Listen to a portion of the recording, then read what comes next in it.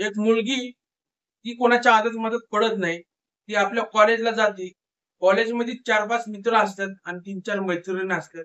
त्याची तेवढीच तिची ओळख आणि कॉलेज संपलं की ती आपली घरी यायची आणि ती घरातच बसायची. एके दिवशी तिची ओळख, तिची मैत्रीण एका मुलाशी करून देते आणि त्या ओळखीचं रूपांतर साधारण 3-4 महिन्यानंतर प्रेमात होतं आणि ते लोकं असे डिसिजन करतात आणि ती मुलगी घरातून पळून जाते आणि रजिस्टर मॅरेजनी लग्न करते आणि त्यानंतर ती एक व्हिडिओ कॉल म्हणजे व्हिडिओ बनवते. ती म्हणते की माझे व्हिडिओ माझ्या संमतीने आणि माझ्या मर्जीने झालेले आणि त्याच्यामध्ये कोणाचा दबाव नाहीये. आणि ती अशी म्हणते की माझे आई-वडील माझ्या लग्नाच्या विरोधात आहे आणि त्यांच्यामुळे माझ्या जीवाला धोका आहे. असं म्हणून ती व्हिडिओ शेअर करते आणि फॅमिली WhatsAppवर पण सोडते. ह्याच्यानंतर ही केस म्हणजे जे व्हिडिओ तिने काढला होता मुलीने, त्याला धरून त्या बापाने कोर्टात खेचलं त्या पोरीला. तो बाप इतका अक्कलवंत निघाला, की तो पोरगा तिथनं पळून गेला, की काय अक्कल लढवली त्या बापाने सगळं सविस्तर सांगतो. मित्रांनो, नमस्कार. पुन्हा एकदा क्राईम स्टोरी घेऊन आलेलो आहे. आज आपल्याला एक क्राईम स्टोरी ऐकण्यासाठी अक्कलकोटमध्ये जावं लागेल. तर ही घटना साधारण एका खेड्यापाड्याच्या थोडंसं शहर निर्माण झालेले. थोडं पहिले ते गावात होतं. नंतर थोडंफार डेव्हलपमेंट झाल्याच्या नंतर ते एक शहराचं रूपांतर झालेलं आहे आणि थोडंफार कॉर्पोरेशन आलेलं. तर राहणारी एक मुलगी आहे. त्या मुलीचं नाव आहे राणी प्रशांत कांबळे. हा प्रशांत राणीचा जो बाप आहे प्रशांत, ह्याचा बॅकग्राऊंड आपण जाणून घेऊया. तर अक्कलकोटमध्ये एक गाव होतं. त्या गावाचं नाव मला सांगायचं नाहीये कारण तिथं तो नामी माणूस आहे. तर तो माणूस म्हणजे प्रशांत, त्याचे आई वडील, त्याची आई होती आणि वडील लहानपणीच वारले होते आणि तो संघर्ष करत पुढे चालला होता. म्हणजे शाळा देखील शिकायचा आणि काम करायचा. असंच करता करता वयाच्या 16-17 वर्षामध्ये तो आचारी म्हणून काम करू लागला आणि जसं त्याचं वय 20 ओलांडलं त्यानंतर त्यांनी स्वतःचं हॉटेल काढलं. त्या हॉटेलचं रूपांतर त्यांनी मोठं 5 स्टार हॉटेलमध्ये केलं त्यांनी अक्कलकोटमध्ये आणि त्यामध्ये त्याचं इतकं नाव आहे, तितका दबदबा आहे. त्यानंतर त्यांनी नवरसेठ पण झालेलं आहे आणि हॉटेल चालल्यामुळं त्याचं लय नाव आहे. म्हणजे हॉटेलमध्ये इतकी स्ट्रगल केली त्यांनी आणि सामान्य घरामध्ये त्यावेळेस तो स्ट्रगल करून हॉटेल चालवण्यात सक्सेसफुल एक हॉटेल मालक झाला होता. तो सामान्य घराची मुलगी, ना ती जास्त श्रीमंत होती ना ती गरीब होती. अशा घराण्यामध्ये तिचं लग्न झालं. त्याचं लग्न झाल्याच्या नंतर त्याला एक मुलगी झाली. 2 नंबरला 2 मोठं मुलं आहेत त्याला आणि सगळ्यात छोटी मुलगी आणि ही राणी त्याचीच मुलगी. तर ही राणी जी आहे ती रेग्युलर कॉलेजला जायची. 15वी सॉरी 13वी मध्ये शिकत असत. वय तिचं 18-19 वय असल आणि ती कोणाच्या आदतमध्ये नव्हती. तिचे 4 मित्र, 4 मुलं असन, 4 मैत्रिणी असल म्हणजे मुली असल. अशी एवढी तिची ओळख होती. ती कोणाच्या आदत पडणारी नव्हती. ती कॉलेजला गेली की कॉलेजमध्ये राहायची. नंतर ती घरी आली की घरातच बसायची. ती ना पहिलं फोनमध्ये कोणाशी बोलत होती ना ती चॅटिंग होते. त्यानंतर एके दिवशी जी आरती नावाची मैत्रीण आहे, तिने एका मुलाशी जी ओळख वाढून दिली. त्या मुलाचं नाव आहे कृष्णा सुभाष धोंडेकर, हा त्याचं नाव आहे. तो राहणारा पण अक्कलकोटचा आहे, पण जरा गाव त्याचं वेगळं आहे. तर कृष्णाचं जरा बॅकग्राऊंड जाणून घेऊया. तर कृष्णाचं वडील जे होते, कृष्णाचे वडील ते शेतकरी होते. 20-25 त्यावेळेस नामी सावकारी मोजणारे यावं असं त्याचं खानदान होतं. त्यानंतर त्याचा बाप आजारी पडला आणि त्या आजारीमध्ये त्याची अख्खी प्रॉपर्टी गेलेली आहे आणि निम्मच त्याच्यापाशी उरलेले आणि जसं त्याचा बाप मेला म्हणजे तो 16-17 वर्षाचा असताना त्याचं अर्धवट शिक्षण थांबलं. मग बापाच्या आजारीमुळं शेती सगळी विकली गेली. जरा मोजकी शेती आहे आणि त्याच्यामध्ये त्याचा बाप आजारीमुळं मेला. एक बहीण आहे आणि एक आई आहे. त्याचं एवढंच कुटुंब आहे आणि वडील मेल्यामुळे जिम्मेदारी तर आली. शेती पण करू लागला आणि ड्रायव्हरचं काम करू लागला आणि शाळा तिने सोडून दिली होती आणि त्याचं वय आता साधारणपणे 20-21 वर्षाचा असेल तो. तर तेव्हापासून तो स्ट्रगल करत होता. शिक्षण त्यांनी सोडून दिलं होतं. कमीत कमी 10वी झाली होती तरी. तर अशा मुलाची त्याची ओळख करून दिली होती त्याची मैत्रीण आरतीने आणि त्या मैत्रीचं रूपांतर बोलण्या चालणीमध्ये झालं. तर हळूहळू तिची ओळख वाढून दिली. त्यानंतर हा तिला आधीमध्ये कुठं पण भेटायला लागला.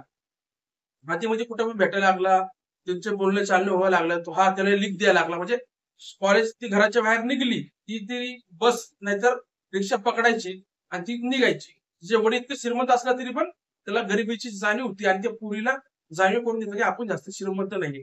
तो नवरसेवक असून सुद्धा म्हणजे इतका चांगला माणूस होता तो. आणि ती जायची तेव्हा हा त्याला गाठायचा, लिफ्ट द्यायचा आणि तिथपर्यंत कॉलेजपर्यंत सोडायचा. तर असंच करता त्यांनी त्याला प्रपोज केलं कृष्णाने. कृष्णाने प्रपोज केल्याच्या नंतर जेव्हा मला जरा जाणून झालं ना, 3 महिने पाठीमागे लागला, तिला मदत केली, तिला हॉटेलमध्ये नेलं, तिला खायला चारलं, ते संग फ्लर्टिंग केली. असं तिच्या मनामध्ये भलतंच काहीतरी निर्माण व्हायला लागलं. मग हळू तिने एकदा फोन केला, नंतर फोनमध्ये गप्पा वाढू लागल्या, मग चॅटिंग वाढू लागली. असं करून तिच्या मनामध्ये फिलिंग निर्माण झाली आणि एक दिवस प्रपोज केलं तर हा म्हणले आणि ते दोघं प्रेमात पडले. एक दिवसाची ओळख 3 महिन्याच्या नंतर प्रेमात असं रूपांतर झालेलं आहे आणि हळूहळू रूपांतर कशामध्ये होईल मी तुम्हाला सांगतोच आहे. तर असंच चालत राहिलं. ती प्रेमात पडल्याच्या नंतर म्हणजे प्रपोज एक्सेप्ट केल्याच्या नंतर हे तिचं मग तिला त्याला किसमिस घेतली आणि उड्या मारून नाचू लागला, की आता चांगली घरांनी चांगल्या मुलीने तिला हा म्हणलं. आणि खरंच राणी जी होती ना, कोणाच्या आदरामध्ये पडणारी नव्हती. ती कामाशी काम ठेवणारी मुलगी होती आणि अशा मुलीशी संबंध म्हणजे ती तिची गर्लफ्रेंड बनणं हे चांगलं सौभाग्याची गोष्ट होती त्यासाठी. आणि कृष्णा पण त्यासाठी लय आपला प्रयत्न केला त्याने, पापड बेलले आणि त्यांची ती पटली. ह्याच्यानंतर तो तिला 100% टाइम द्यायला लागला, चॅटिंग, मग इकडं तिकडं. मग एक दिवशी ती राणी तिच्या घरी गेली होती. त्या घरी गेल्याच्या नंतर तो सामान्य घराचं म्हणजे मातीचं घर होतं त्याचं आणि शेजारी शेत होतं. त्या शेतामध्ये त्याचं बऱ्यापैकी 1 एकर शेत असेल. 1 एकर शेत होतं आणि जे बापाची भरपूर जमिनी होत्या राणीच्या. आणि त्यामध्ये ते मातीचं घर, आपल्या बहिणीचं शिक्षण चाललंय आणि ह्याचं मातीचं घर हे सगळं बघून आली होती ती. आणि तरी पण तिच्या प्रेमात होती. प्रेमात आंधळ झाल्याची लोक काहीच नाही बघत. असं ते चालत होतं. मग ह्यांच्या गप्पा वाढल्या. मग हा हिला कधी आतीमध्ये लॉजमध्ये पण न्यावं लागला. बाहेर तिकडे जायला लागला आणि एक दिवशी कळलं, की राणीला विचारलं, की "तू माझ्याबरोबर लग्न करणार?" ती म्हणली, "हां, मी तुझ्याबरोबर लग्न करीन, पण माझे वडील जे आहेत तुला नाही मानणार." कारण तिने सांगितलं, "माझे वडील नवरसेवक आहे. त्यांचं काफी नाव आहे. त्याचं हॉटेल त्याने किती स्ट्रगल केलेलं आहे." ते सगळं सांगितलं. तर राणी कांबळे म्हणली, की "माझे वडील सरळ-सरळ नाही म्हणतील. आपण एक काम करूया, आपण पळून जाऊया." दिनांक आहे 12 जानेवारीला ती घरातनं पळाली. त्या घरातनं पळाल्याच्या नंतर ती डायरेक्ट घरातनं कपडे-बिपडे भरले आणि बरंच काही भरलं आणि त्या मुलाला गाठले आणि ते कोर्टामध्ये गेल्या. तिथे जाऊन तिने लग्न केलं. तिथं त्यांनी व्हिडिओ काढला त्या लग्न लावून देणाऱ्या लोकांनी. आणि तिचं नाव सांगितलं, की "माझं नाव राणी कांबळे. माझा वडील नवरसेवक आहेत. त्यांनी त्यांचं हॉटेल आहे, त्यांचा बिझनेस आहे. ते खूप मोठे माणूस आहेत." आणि त्या पोराला विचारलं, तर त्यांनी सांगितलं, "माझं नाव असं-असं आहे, म्हणजे कृष्णा ढोंडेकर आहे. तर माझे पहिले वडील सावकार होते. ते आजारीने वारले. फक्त आई आणि मीच आहे." आणि असं ते बॅकग्राऊंड चेक केलं, तर सगळं बरोबर निघलं आणि त्या पोरीचं पण बरोबर निघलं. असं करून तिने कोर्टामध्ये लग्न लावून दिलं आणि कोर्टाने लग्न लावून दिलं म्हणजे कोर्ट मॅरेज लग्न झालं. कोर्ट मॅरेज लग्न झाल्याच्या नंतर त्यांनी त्या पोरीने व्हिडिओ काढला. ते व्हिडिओ काढून तिने सोशल मीडियावर टाकला. म्हणजे ते माझ्या जीवाला धोका आहे, मी आपल्या संमतीने लग्न केलेले अमुक-तमुक असं करून तिने व्हिडिओ काढून फॅमिली WhatsAppवर सोडला, सोशल मीडियावर पण सोडलं. ते सोडल्याच्या नंतर बापापर्यंत व्हिडिओ पोहोचला. आता बाप पेटला त्याचा बाप. तो बाप असं स्ट्रगल करून आलेल्या बापाला एकदम त्याला मनाला लागलं आणि त्या पोरांनी म्हणजे सॉरी त्या पोरांनी असं कसं काय करू शकतो माझ्या माझ्या फॅमिली बरोबर, माझ्या म्हणजे माझ्या मुलीला कसं काय फसवू शकतो? असं म्हणून हेच कारणावरून त्या माणसाने पोलीस स्टेशन गाठलं आणि कंप्लेंट नोंदवली, की त्या मुलाने आणि माझ्या मुलीने लग्न केलेले, पण त्या त्या लोकांनी माझ्यावर खोटे गुन्हे दाखल केलेले. असं आम्हाला काही माहिती नव्हतं. असं काही आम्हाला काही सांगितलं नव्हतं. मला त्या पोरीबद्दल चालचलन तर माहिती नव्हतं. तिने असं कसं काय कंप्लेंट केली, की त्या पोरीने घरामध्ये बोललं सुद्धा नाही. तर हे खोटे गुन्हे कसं काय लागू शकतात? तर पोलिसवाला तिथं जरा जाऊ दे हेन ते असं तसं पोरी वयात आलेले आहेत. ते त्यांचा हक्क आहे हे न ते. हक्क आहे पण आम्ही त्याला जीव मारायची धमकी दिली आहे का? तुम्ही काय ऐकलंय का? तुम्ही मध्ये पडले का? असं त्यांनी सांगत होता. आणि तो नवरसेवक असल्यामुळं ही कंप्लेंट पण नोंदवून घेतली आणि कोर्टापर्यंत तितकीच गेली. आणि ह्याला देखील नोटीस आली म्हणजे पोलीस तिथे परत पोहोचले आणि सांगितलं, की तुमच्या वडिलांनी तुमच्यावर केस केलेली आहे. तुमच्यावर गुन्हे दाखल झालेले आहेत आणि तिथं तुम्हाला कोर्टामध्ये यावं लागेल. तर तिथे गेलं कोर्टामध्ये उभे राहिले. तर एक साइडला हे आणि एक साइडला आई-वडील. तर जज म्हणला, की ह्यांचं वय पूर्ण आहे आणि ह्यांचं नागरिकत्वाचा अधिकार आहे. हे लग्न करू शकतात. तुम्ही ह्याच्यामध्ये पडू शकत नाही. असं म्हणलं, की ठीक आहे जज साहेब, मला काय त्याच्या मला काही घेणं-देणं नाहीये. पण ह्या पोरीनी म्हणजे राणीनी माझ्या घरातले सगळे वस्तू चोरलेले आहेत. म्हणजे त्या घरामध्ये सोनं होतं, की जेव्हा घरातनं पळून जाताना ते घरातलं सोनं, 10 लाख रुपयापेक्षा जास्त पैसे, ते घरातले दागिने बरंच काय आणि बरंच काय मौल्यवान वस्तू आणि तिचे कपडे घेऊन ती गेली होती. हे सगळं तिने चोरलेले माझ्या घरातून. ही काय तिच्या नावाने मी काय प्रॉपर्टी दिली नाही आणि ते काय मी काय तिला काय देणार नाही. पण हे सगळं तिने चोरलेलं आहे. ते लग्न करू का नाही ते काय करू मला काय ते घेणं देणं नाही. पण ते चोरले ना, मी त्याच्यावर गुन्हा दाखल करण्यासाठी आलोय. असं त्या बापाने कंप्लेंट दाखल केली अशी. तर कोर्टामध्ये जज साहेब आहे, त्यांनी असं बघितलं तर ते हाच म्हणला की ह्यांनी ते लग्न झालं त्याबद्दल काहीच म्हणलं नाही. फक्त तिने चोरले नाही त्याच्यावर तिने गुन्हा दाखल दाखल दाखल केला होता. तर ह्याच ऍक्शनवरनं त्या पोरीला विचारण्यात आलं तर पोरीने हा कबूल केलं की एवढ्या दागिने मी चोरलेले आहेत. आता ते घेऊन आलेले आहेत. आणि हे कळल्याच्या नंतर जज साहेब म्हणलं थोडं ब्रेक टाइम दिला आणि सांगितलं की आपण आता ऍक्शन उचलूया. पण हे सगळं माहिती नव्हतं जजला पण. मग थोडा ब्रेक टाइम दिल्याच्या नंतर हा बाप इकडं बसला आणि ते पुरी जरा त्या जोडप्याला जरा लांब बसवलं. आणि लांब बसवल्याच्या नंतर तो त्या पोरांनी एक वकील बनवला होता. त्या वकीलने म्हणलं की तुला होऊ शकते, लांबची जरा होऊ शकते. आणि जरा पोरीला पण म्हणलं की त्याचा चान्सेस कमी आहेत आपण केस जिंकायचे. कारण केस भलतीकडे वळलेली आहे. आणि या साईडला बाप निवांत बसला होता. तो इतकं स्ट्रगल केला आणि राजकारणी माणूसला टप देणं म्हणजे काय साधी सुधी गोष्ट नव्हती. तर जो मुलगा होता तो कृष्णा, तो 5 मिनिटं इकडे तिकडे बघितला आणि त्यानंतर तिने म्हणला की राणीला मी 5 मिनिटात जरा जाऊन येतो, मला काम आहे. तो निघून गेला.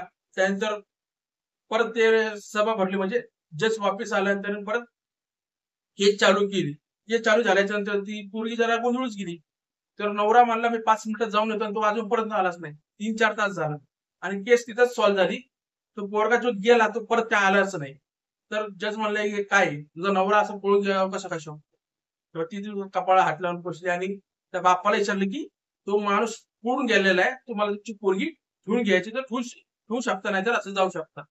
तर तिने म्हणलं की तो पोरगा पळून गेलाय तर मी ह्याला माझ्या घरात ठेवतो आणि कायदेशीर हे लग्न नाही असं ती लिखित जबानी तुम्ही लिहून द्या. आणि ह्याची मान्यता म्हणजे हे लग्न झालेलं नाही अशी मान्यता तुम्ही लिहून द्या, तर मी या पोरीला घेऊन जाईल.